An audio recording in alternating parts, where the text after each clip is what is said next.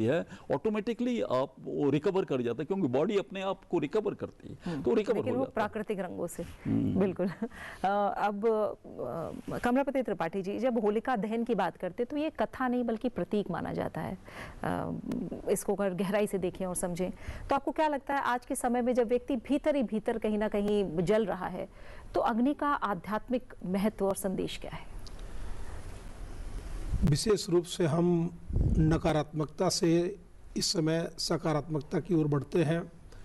होलिका दहन के समय में जो हमारे परिवार से, या आप उपल को देखें, सरसों को देखें, या जो चना है, या हमारे अभिभावक ने अभी कहा कि जो उसके भस्म को हम लगाते हैं तो सारे रोगों से हमारी निवृत्ति होती है।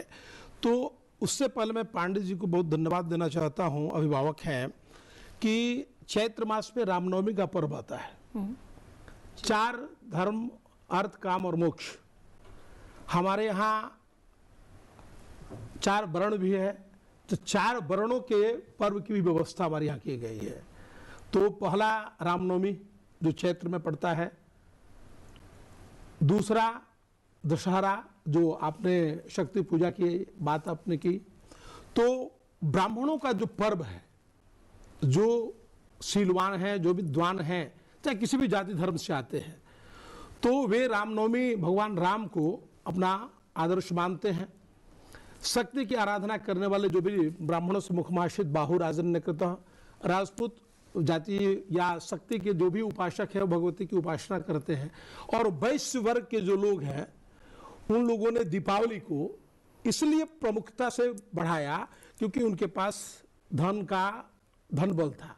और ये जो होली है, ये पर्वों का वह पर्व है कि जहाँ प्रेम, सौहार्द और हमारे आपसी जो वैमनस्यता का जो बोध होता है उसे हम दूर कर करके प्रेम से मिलते हैं। और समाज में एक ऐसा माहौल आता है जैसे पीत वर्णम धरा। हमारी जो साचार्य ने कहा, पीत वर्ण जो है वो क्या है? वो धन का प्रतिनिधित्व करता है। रक्त वर्णम वो सम्मोहनम, लाल जो है सम्मोहन का प्रतिनिधित्व करता है।